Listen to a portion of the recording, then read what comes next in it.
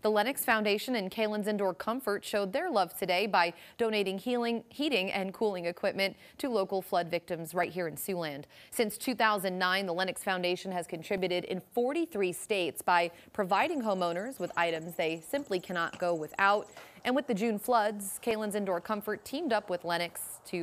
for the third year now to donate and install those free heat pump and air handlers to families who may not be able to afford a new one. It's always heartwarming to provide a new system for folks that otherwise very likely couldn't afford to have it, and we want to keep them warm in the winter and cool in summer. The family's neighbors who nominated them for the new HVAC equipment, Courtney Zimmerman, believes this is a great way to help not just people you know, but any Siouxland residents who might be in need of assistance. If you know somebody, or even if it's a neighbor that you know is kind of struggling or have